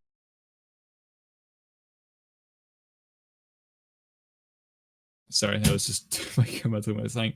But these people are, the spending a lot of money on things they need, and they might only end up with, say, $50 at the end of the week to have left over. These people are complaining, earning millions of dollars a year when they have plenty of money left over, but they think they don't have enough. Yeah. It's weird because it's really I do definitely have I always knew it, but people that have their eyes open can definitely see this trickle down effect of people at the bottom are suffering. People small business owners, even they're they could be upper middle, they could be whatever class, they're suffering, but the really rich are still doing well. Maybe their business is losing money or something like that, but in their pockets they're still getting good money. And like I said, for example, people that own shopping complexes, they're laughing because their revenue generation is not, they're not losing money because they still get their rent every week or every month, So it's it sucks that everyone has to suffer, but a small proportion of people. The smile on my face is just because of the irony, we should all be this together. And I guess it takes, one of these people to get sick and die from it for people to go, oh shit, we should actually help our community. We should actually help our community. It's actually a problem. Yeah. Yeah, we should actually help our community, because it sucks that, the really, really successful rich people are just maybe they are fearful of it or whatever, but they're still they're still benefiting from it. Like I said earlier in this episode, Congress sold all their shares before the rest of the public knew about how serious this problem was. And it's like, well, gee, thanks. Thank you for fucking me. Because, you know, for example, my share portfolio is like a third of what it was worth like 2 months ago. And it's like, I'm not going to sell it. That's not the point. But it's just like, you know, you get to run away. You get to check out all your, you know, investment, all your risks that you've taken. You've like made a risk-free transaction. You've made your money, and the rest of us get fucked. It sucks, and it's very complicated because, you know, who has to pay the bill at the end? We don't know. Like, we're paying for it right now, but, you know, there's billions of dollars coming from the government to make the economy stay alive and not crash. So who pays for a land at the end? I don't know. Maybe China does. I don't know. I'm just joking right there. But I don't know. It's hard. It's a community based. In the long run. It's a big community event. That's what that is. That's what this is. A big community event, and, you know, people are more connected than ever right now because people are talking about something, and talking to each other on the streets and all that stuff. So, you know, it is. It's. I think you're gonna see the pure who are pure and who are assholes. At the end of this whole thing, but there'll be a lot of memes along the way, which would be good. I'm looking forward to seeing it. Just watch every single like prime minister. Just download TikTok. Yeah, that's it. Just download TikTok. But, you know, one thing is like, it's wondering how much money are the people that are making talk about, are they earning more money? You know what I mean? Or are they actually running out of money because they have to supply more, you know, like, which is the way around that? Yeah, well, I think, like I said before, I know business owners are suffering. Like, any business owner is suffering right now. But what I was saying to Pierre is that the owners of buildings, like in the city, that sell rent and charge rent to like companies like Victoria's Secret and stuff like that, and like who own the buildings at every single shopping center around the world, they're still making money. Is what I'm trying to say. I'm not talking about people that have work. I mean, these people still have workers and employees. I'm not talking about that, but I'm talking about the people that own land. You know, if I don't know, for example, I have a house, a lot of land, and I'm renting it to 10 uni students, and those 10 uni students go to, and I'm charging them $150 each, and all 10 uni students have to go visit the grandparents for 10 weeks. I still expect 10 weeks of rent from each of those uni students, and I'm still going to get my 10 weeks rent, even though no one's there. So it's like, that's the point I'm making, you know? It's how it works. You know, if you rent out a house, you go on holiday. It's not a vacation to stop renting. You're still going to rent. Yeah. So that's my issue. You know, is with those people. Yeah. It's because you're pretty much paying the person that actually owns the property for, you know, insurance on the property. You're paying for insurance damage just in case it happens. It's pretty much just insurance. You're in the background if you think about it, but. And if you weren't paying that and you pause that, you know, what if something actually happened to the house while you're gone? You know, they might not have the money for it, and actually more money is going to have to come out of your paycheck to actually fix or replace whatever got damaged. Oh yeah, that is a point, and I had thought about that, but my only rebuttal is, you know, if you need to like, I guess, have the insurances be paid for at each like lease contract, do that. But you don't need to charge in the city of Adelaide, like $2,000 a week for rent. I don't know how much insurance costs a week, but that's a lot of money that you're charging to someone that's not making money. Like, you know, and it's going to put more stress on the banks because people are going to have to take leases out and also increase their debt ratio because they're getting no money coming in, but they're loaning out more money. So then it's basically going to be like recession 2.0 because people are paying for things they can't afford. Whereas in most businesses, it runs off like a debt equity ratio where it's like, say if you got $100, 60 of that is owned, or say 40 that $100 is owned by you and 60% is all a loan or something like that, or basically that ratio. Long road ahead. Yeah. Yeah.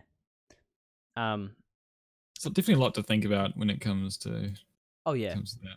I would not want to be a prime minister or president. Yeah. Fuck that. Well, in New Zealand, obviously we have Jacinda Ardern right now, and before that we had John Key. And John Key, the only really tough thing he had to really deal with was the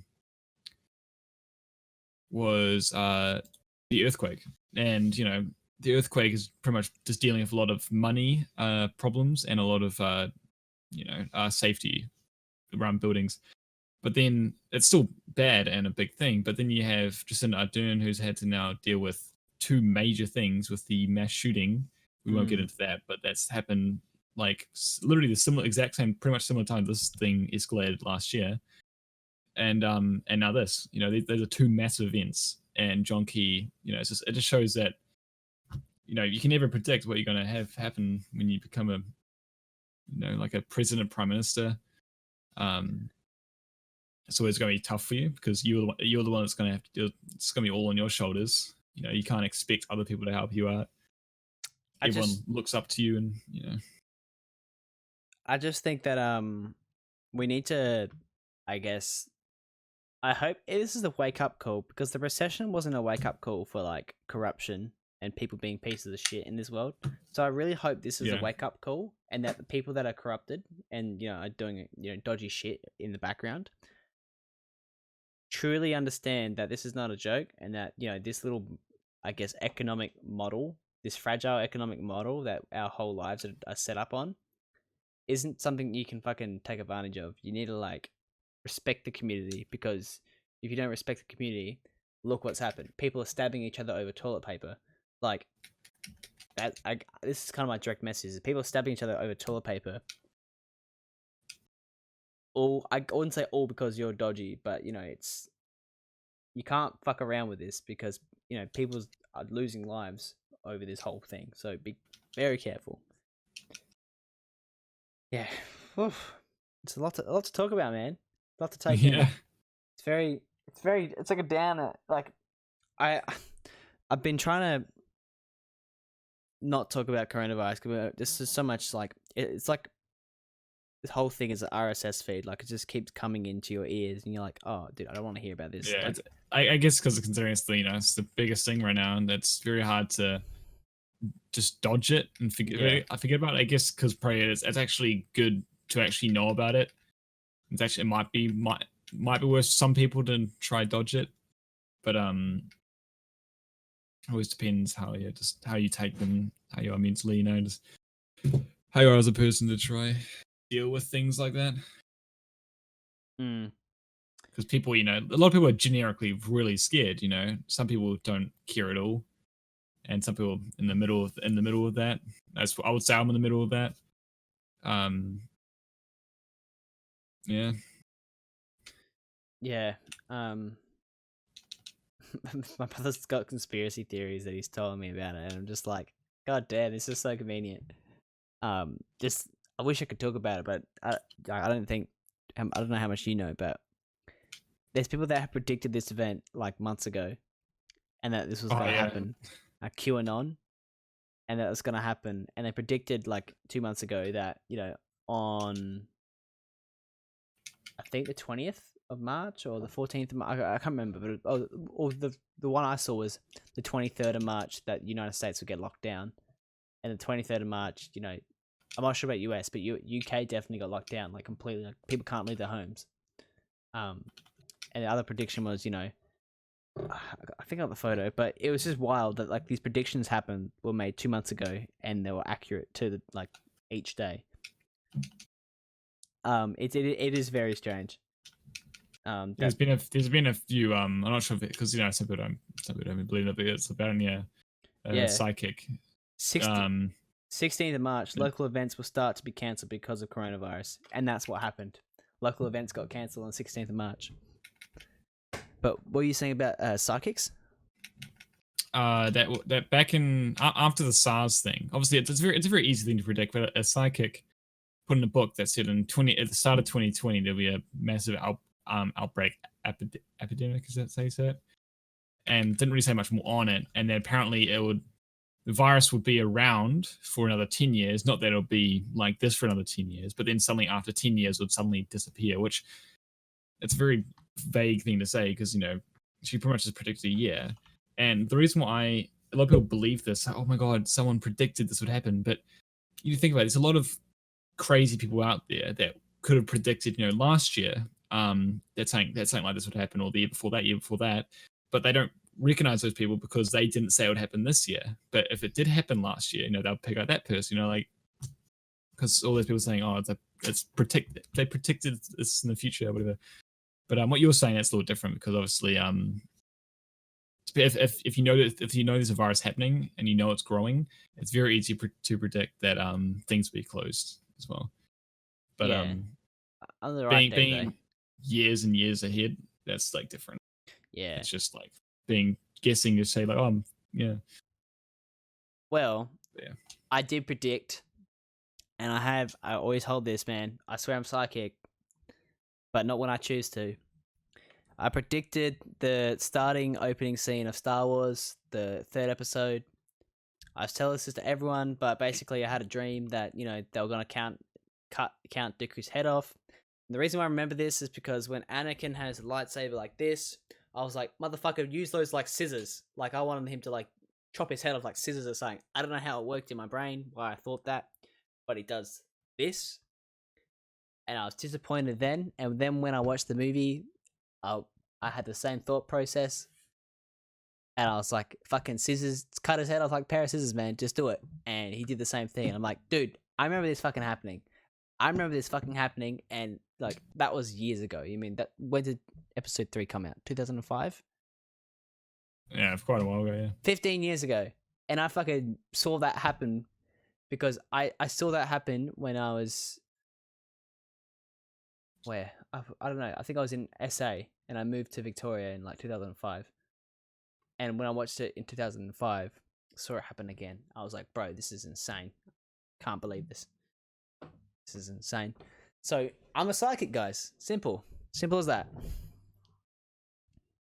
It's just freaky. Deja vu is the worst thing ever. Like, it's not the worst thing, but it's just very freaky. Because I feel like a lot of things I have a lot of dreams or something, or even just thoughts, and then I'll just come out and I'll be doing something like this could be years later. I have that I literally just forgot the word for it. What is it again? Deja vu. Deja vu. I don't know. Straight from it. I literally have this deja vu feeling of just back to that thing. Like, oh, I've already been in this situation, but I know I haven't. And it's just like, it's just your mind playing a very similar scenario. It's weird because you always wonder like, how on earth, like, and it's happened quite a lot recently, especially for me. Deja vu. But yeah, well, but it's not deja vu because it's happened. It's deja vu because it's happened in my mind, or I've thought it before. It's similar to what you're saying with the Star Wars thing. Yeah, it's weird. Yeah, because it's different. Yeah, there's different predicting it, or a thing just coincidentally happening, or a thing similar happening that reminds you of something that happened in the past as well, which is also a very similar fact. So. Yeah, I mean, deja vu's, I think, something that I want to think about and like look into or talk to more about. I think more in the future, not to get into become a genie or become like a medium or something like that, but Yeah. medium, or anything like that. But there must be something in it. I think like it's a bit crazy that people have deja vu, and it happens all the time to people, but then like it just gets shrugged off, like it's it's your brain processing something twice, so you think you're, doing it. But it's like, dude, for mine at least, I had that thought process like years ago. And then it's still in my brain today, like 15 years later. Like, I think it's because I hold it so strong. It's because it was a feeling. It wasn't just like a thought, but it was a feeling. Because I was pissed off that they didn't cut Count Dooku's head off like a pair of scissors. That's why I think I'm so like attached to it. But it'd be very good to, keep on looking into it and speaking to people about it because, yeah, it does interest me. Because obviously the general thing of deja vu is pretty much you pretty much you forgot about something in the past. You pretty much have some sort of thing spoken to you, or you see something, and that triggers something in your mind, and you don't remember when it happened, but it triggers this weird feeling in you. Is pretty much what, like, everyone knows that when it happens. Like you don't remember when you remember the deja vu from. You just remember it happened. So sometimes you do remember when it happened, but like normally the first time you don't. And it's just a weird feel. You get kind of like a rush kind of feeling at the same time. Like it's, Mm. I think everyone's different when it happens, but yeah, it's just like you're remembering something without remembering it. You might say, like, without picturing it. Yeah. You could almost say, and Yeah. that's what makes it so weird.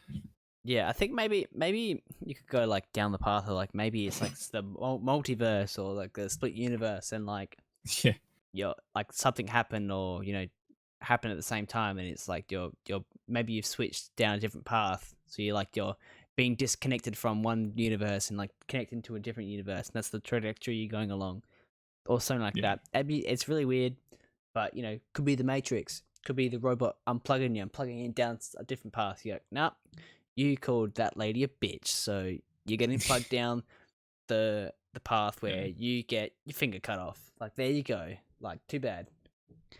I don't know. I don't know. It's weird. It's one of the crazy things because we won't actually know, especially that kind of thing. Probably we probably won't get into this kind of stuff because this stuff is quite a lot of big conversation to get into. But it's not really we don't always really know. We just have to kind of guess and predict and just say like, oh, that could be it. Let's just think that and then see what the outcome is. It's Yeah. hard to tell sometimes. Yeah, I think philosophy needs to be taught in, not taught in school, but discussed in school. I think you create really good people, and maybe they're doing this purposefully, maybe not. I don't know. But Megan, Yeah, my partner, she did philosophy, theory of knowledge, in her international baccalaureate, and they basically talk about things, and you just argue for for an hour lesson. You just talk about something, and you just talk about different point topics, and you're really challenged to think about perspectives and think about things in different ways. And I think that really develops young brains. And I think that really helps with your critical thinking, because at the end of the day, like, astronomically, what is important, I guess, it might help identify that this class, but it also will help you think about things that is out of your terms. So if for example, you might know everything about rugby, and I don't know shit about rugby, and you might start explaining it to me, so then I can actually start critically thinking about what you're telling me instead of just like turning off or going, nope, I don't know that, I don't care. Or you might think, oh, actually this is similar to a sport I know. So I I don't know. Or maybe you got different point of views, and you can actually see someone's point of view on their side, as opposed to just rejecting it and going, nah, you're with those guys, I'm with my guys, fuck your guys. Like, I think it does help with critical thinking and actually like being a good scholar. Maybe scholar could be the word. That's how I see it, at least. That's how I definitely see it. yeah.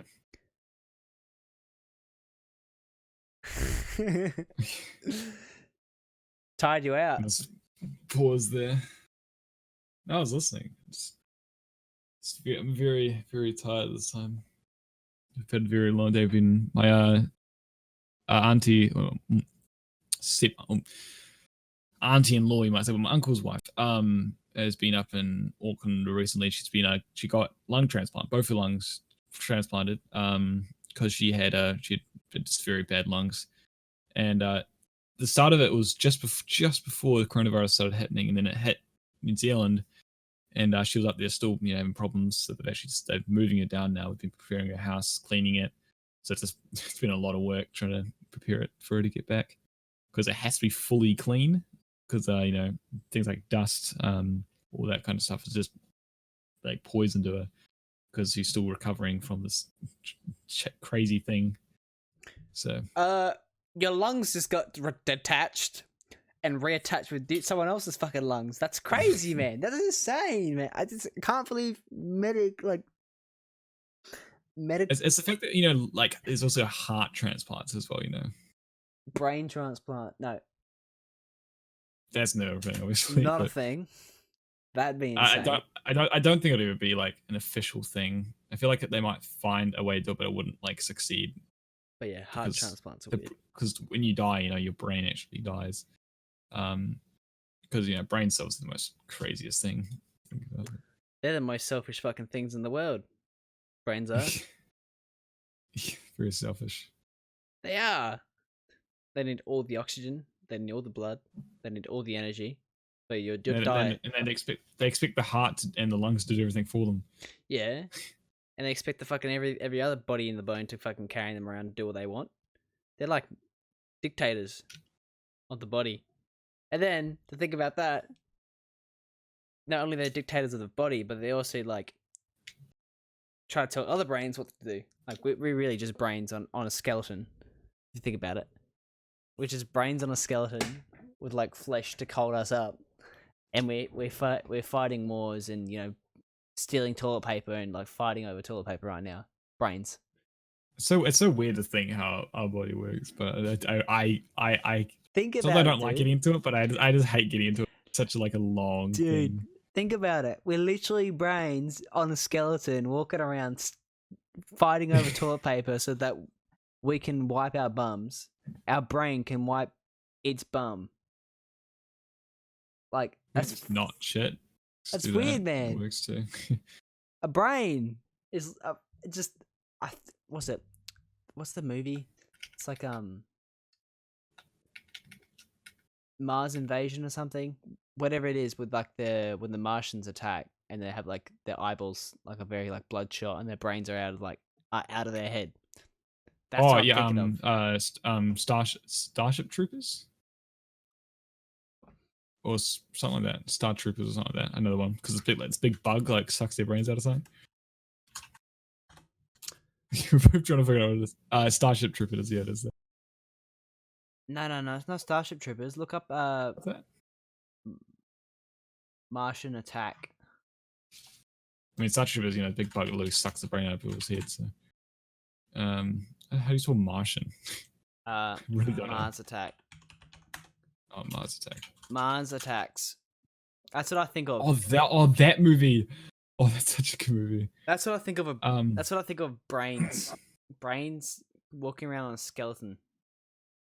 The thing is, the fact of like when that movie, because that movie was when again? 1996. Like because obviously the technology when they make the movie was so much better, but they purposely made it like a bad movie, like not well graphically made. Is that how you said? Right. Like GFX and stuff. Like it literally showed like the spaceships hanging by a thread, like purposely. Oh really? Even though there's a couple of scenes of that on. I remember it in one of the scenes. It's a spaceship. I swear. There's one scene with it. But I think that was there's only one scene with that was when they first started it, but it's not talking to the president or prime minister or whatever it is. That's funny. Yeah, weird times, man. Weird fucking times. Insanely. I've just broken my brain thinking about that. Yeah, dude. I've hit my lungs are exhausted as well. I've hit the next level of like deep thinking just then, and I put myself into a coma. It's like it's like the kind of times where you just think about like for me, it's when I think about space and stuff. When I think about like all that crap, my brain just hurts because it's so much stuff to process. Yeah. It's because our brains aren't like powerful enough. That's why they need computers. Because computers can hold way more information we can't. No, we can. There's dirty tricks in the world. I can't remember it, but there's ways you can remember a lot of stuff and like a big list of things in order. I forgot what it's called. Repeating it over and over again. No. It's called Why is this annoying me? Because I got a perfect score because I knew this hack. But it's basically if you think about an item like the first item of a list or 30 items. You think about the first item, and then you then map that item to something. So if it's the first item, you go, you know, one piece of bread. Okay, what is bread? Okay, I got one loaf of bread in Nate's ass. Nate's on a Nate's in a bakery with shoving one loaf of bread up his ass. Then you go, okay, then you now associated by association, you've associated like in a list one loaf of bread in Nate's ass, or say one like a loaf as your first item, and then you do the second thing with the second item. So when you abstract and make abstract scenes with things in a list of items, you can then you basically can make a shopping list. You can like remember a whole shopping list by like associating it with like weird and wacky things. Yeah, it's the same kind of way of making like a song out of it, like ABC, like if it's something catchy, something that's easy to remember, ways like that. It's like that's just another kind of form of what you're saying, really. Just ways of remembering things easier. Yeah, it's like a hack. Life hack, okay. But yeah, that'll be funny. It's been a bloody pleasure. We're pushing into 2 hours now. Hours, yes. Probably gonna get something to eat. Gonna spell. New time. And you got you got Nintendo Switches to play, man. Or potentially sleep. What time is it there? Like 10 o'clock? Lost my keyboard somehow. 10 o'clock, 10:15. Yeah, but I don't like sleep till like 3 in the morning, anyways. So. What? It's because I play with so many people from Australia. So. I didn't even think about that when I played with you, because we would have played like late at night for me. Yeah, I played with people like up to 5. I've been on Amiga with people to like 6 in the morning for. Recently as well. Yeah, you asked me if I want to play Amiga. I'm like, dude, I ain't ready to see penises. I don't want to. No thanks. We hardly see any, my guy. What do you see then? We probably see like 2 out of like 100. What do you see then? Other people that aren't naked. Gamer people. Oh, hey man. Hey dude. Playing games? Hey, man. Yeah, man. Can I see your top, bro? I like your hairstyle. I'm probably gonna be making a video on that at some point. So you recorded all of it. That'll be fun. It will be. All right. I'm a Space Jam out of here. Been a pleasure. Plug your shit, because we need to know where to follow you. We got Nate in Twitch chat right now. Just search NateOCE on everything. And what about Southern Oath? Southern Oath on everything. What about your website? SouthernOath.com. It's that easy. Bam. My guys. What else you got to sell, man? Give us everything. Check out my mate's brand, Raccoon Brand, on Twitter. Buy some of his crap. He's also got. Hold up. He's got this is the better one. Wait. It's pretty cool. It's my favorite one. It's your favorite one, but you wore that one you wore twice. Raccoon Brand. I think it's back to front, isn't it? Wait, no. No, you can see it. That's my favorite one out of all of them. So, I think you should buy that one. Pretty good. Well, it's pretty good. Nate, it's been a pleasure. Hope to have you on again soon when you're recharged, and we can talk about more shit about brains walking on skeletons shitting. I need to hibernate now. And shoving loaves up asses. Oh my god, I've just given myself a new caliber, man. There's a new thing. Nate is a brain in a floating brain being held up by a skeleton in a bag of tissue, who is proceeding to shove a loaf of bread up his ass. It's new. Considering it, yeah. Weird, Considering doing the second one. I've already got one up there. Well, think about that. Then you can apply all those things to 2 girls, 1 cup. One man, one jar. So tall. That's why I'm so tall. My legs are just full of like loaf breads. 2 girls, 1 cup. One man, one jar.